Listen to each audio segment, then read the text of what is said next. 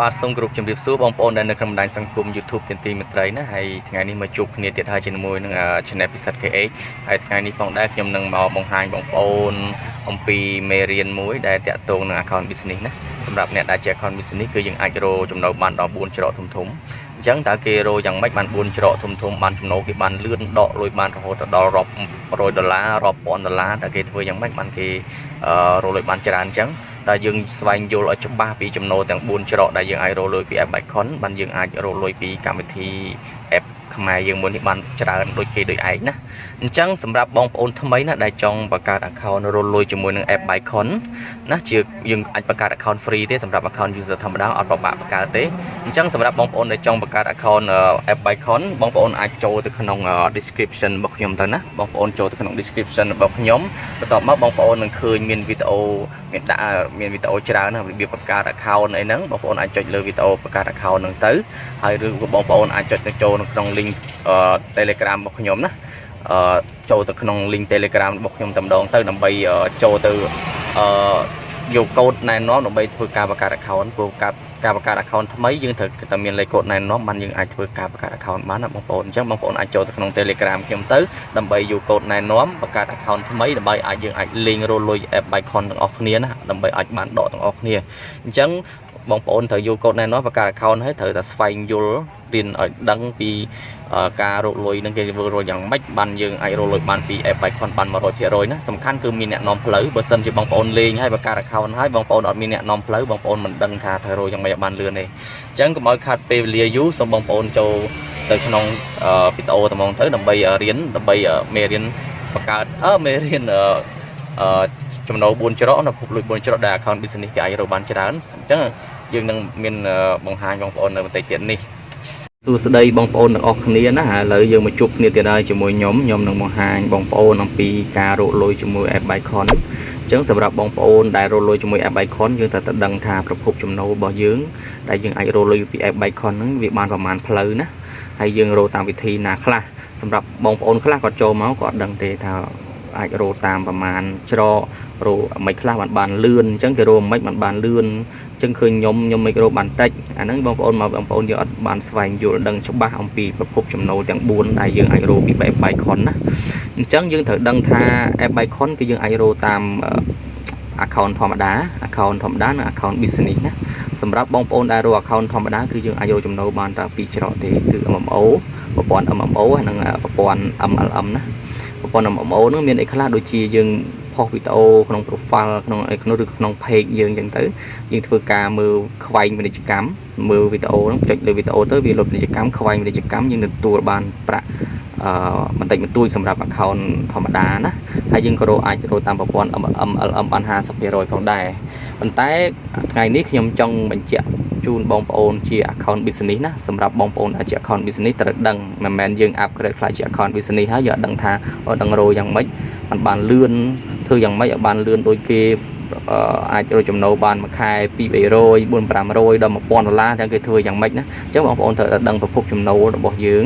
ក្នុងការលេង App Bicon អញ្ចឹងសម្រាប់ប្រភពចំណូលរបស់ App Bicon យើងគឺមាន4ច្រកធំណា4ច្រកធំអញ្ចឹងយើងត្រូវដឹងថាក្នុងច្រកមួយគឺអាចរកតាមវិធីណាខ្លះអញ្ចឹងជំហានដំបូងខ្ញុំនឹងបញ្យល់បងប្អូនអំពីការរកលុយជាមួយនឹង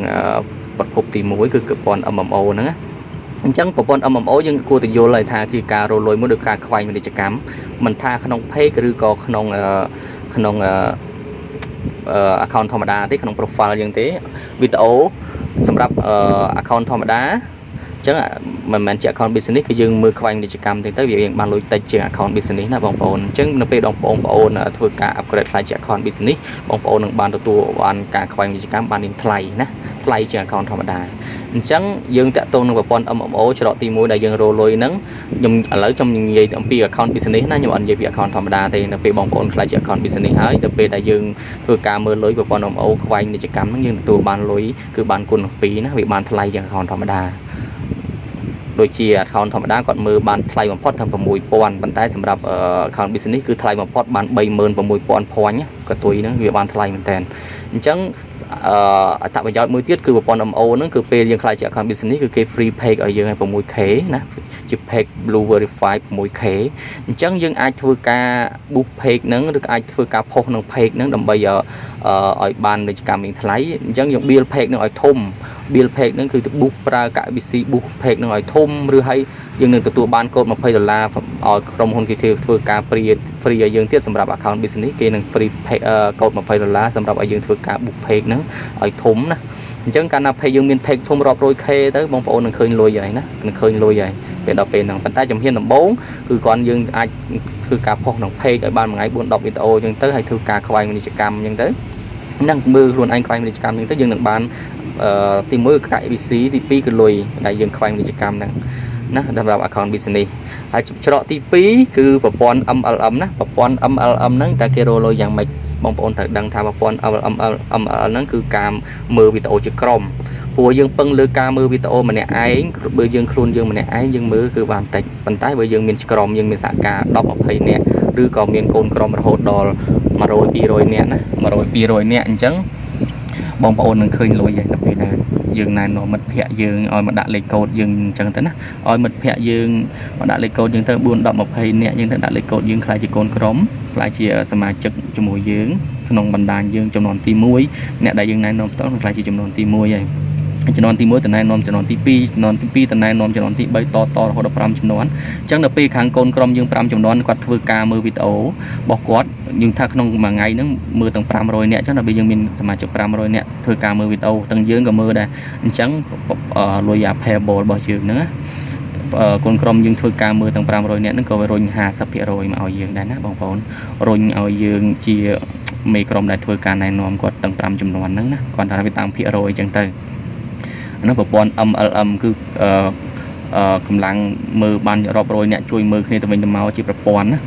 ให้มวยเตี้ยคือยังอันจะโรยตามระยะធ្វើការណែនាំសមាជិកឲ្យមកលេងឯបៃខុនគឺប្រព័ន្ធ CPA គឺប្រព័ន្ធទី3ហ្នឹងគឺណែនាំដល់ពេលបងប្អូនខ្លាចជា account business បានយើងអាចធ្វើការណែនាំទៅបានលុយណាបងប្អូនអញ្ចឹងដល់ពេលបងប្អូនណែនាំសមាជិកជាមិត្តភ័ក្តិជាបងប្អូនឬអ្នកណែស្គាល់ណាមិនដែលស្គាល់ក៏ដោយយើងអាចផ្សព្វផ្សាយតាមប្រព័ន្ធផ្សេងដើម្បីមានអ្នកណាគេចង់លេងឯបៃខុនអញ្ចឹងយើងឲ្យគាត់យកចូលមកលេង download កម្មវិធីឯបៃខុនមកហើយឲ្យគាត់ធ្វើការលេងហើយបន្ទាប់មកឲ្យគាត់ដាក់លេខកូដបងប្អូនណាដាក់លេខកូដបងប្អូនអញ្ចឹងគាត់នឹងខ្លាចជាកូនក្រុមរបស់បងប្អូនអញ្ចឹងនៅពេលដែលបងប្អូនណែនាំក្នុងម្នាក់គឺយើងបាន$20ណាក្នុងម្នាក់$20អញ្ចឹងបើសិនជាបងប្អូនណែនាំបាន5នាក់4នាក់បើ4នាក់យើងបានតាមហ្នឹងទៅ5នាក់យើងបាន100 10នាក់យើងបាន200អញ្ចឹងទៅណាហើយគាត់មកលេង App Icon ឲ្យគាត់ upgrade account ដូចយើងអញ្ចឹងនៅពេលដែលយើងណែនាំគាត់ឧទាហរណ៍ថាយើងណែនាំគាត់បាន10នាក់ណា10នាក់យើងបាន200ហើយយើងបើយើងណែនាំចំនួនទី1ហ្នឹង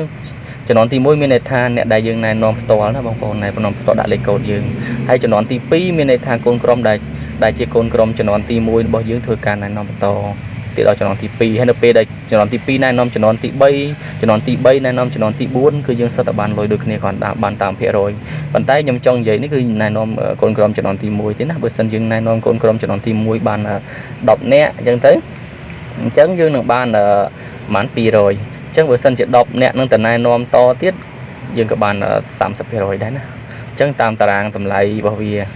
អញ្ចឹងបើយើងណែនាំកូនក្រុមចំនួនទី1នឹងបានរហូតដល់50នាក់យើងនឹងបានទទួល achievement ផ្កាយមួយតែម្ដងណាដល់ពេលបងប្អូនខ្លាចជា achievement ផ្កាយមួយបងប្អូននឹងមានប្រាក់ខែចំណូលពីក្រុមហ៊ុនហើយមានភាគរយជាភាគហ៊ុនជាមួយក្រុមហ៊ុនតែម្ដងណាហើយបើបងប្អូនធ្វើដល់ផ្កាយ2ទៀតបានឡានផ្កាយ3ទៀតបានវិឡាទៀតប៉ុន្តែគាត់ថាវានឹងវាវែងឆ្ងាយពេកខ្ញុំអត់ចង់បញ្យល់ដល់នឹងទេយើងគាត់តែនិយាយថាបើយើងណែនាំសមាជិកក្នុងម្នាក់គឺបាន$20ណាអញ្ចឹងយើងតាមនឹងទៅហើយយើងណែនាំបានកាន់ច្រើនយើងក៏បានទៅលុយកាន់តែច្រើននៅក្នុង balance លឿងអញ្ចឹងទៅធ្វើឲ្យអ្នកដែលគេលេង Bike Con ហ្នឹងគេទទួលបានលុយច្រើនណាស់បាទហើយមួយទៀតគឺច្រកទី4គឺការរលុយតាមប្រព័ន្ធកាក់ ABC នៅពេលបងប្អូនធ្វើការ upgrade account ហើយអញ្ចឹងនៅពេលដែលយើងលេងមើលវីដេអូខ្វែងពាណិជ្ជកម្មនៅពេលដែលយើងខ្វែងមើលពាណិជ្ជកម្មគឺមួយខ្វែងគឺបានមក ABC ណាអញ្ចឹងបើយើងធ្វើការខ្វែងឲ្យបាន100ដង200ដងអញ្ចឹងយើងឃើញ100 200 ABC ទៅ ហើយកាក់ BC នេះđangផងដែរគឺ100វាស្មើនឹង$1សម័យឥឡូវ2021នៅពេលឆ្នាំ2022 100 SBC គឺស្មើនឹង$2នៅឆ្នាំ2023 100 SBC គឺស្មើនឹង$3នៅឆ្នាំ2024 100 SBC គឺស្មើនឹង$10តែម្ដងគឺតម្លៃវាគុណនឹង10ណាហើយនៅពេលចំ2025 ABC នឹងគុណនឹង100តែម្ដងគឺ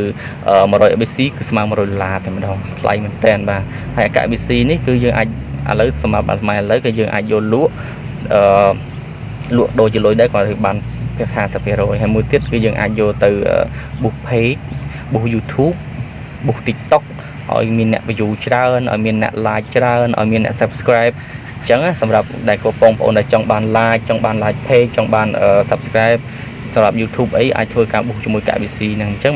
បានយើងនៅពេលដែលយើងធ្វើការ upgrade គឺក្រុមហ៊ុនធ្វើការ free page 6K ឲ្យយើងអាចយកកាក់ VC នេះផងដែរទៅធ្វើការ build page យើងឲ្យធំទៅណាបាទហើយអត្ថប្រយោជន៍របស់វាច្រើនយើងអាចទិញដូរជាផលិតផលក្នុងកាក់ VC ផងដែរហ្នឹងហើយអញ្ចឹងអត្ថប្រយោជន៍ចំណូលទាំង4ច្រកហ្នឹងដែលខ្ញុំបានបញ្យល់បងប្អូនគួរតែអាចយល់បានខ្លះៗណាអញ្ចឹងត្រូវដឹងថា account business គឺយើងអាចចូលចំណូល4ច្រកគឺច្រកទី1គឺ MMO ហ្នឹង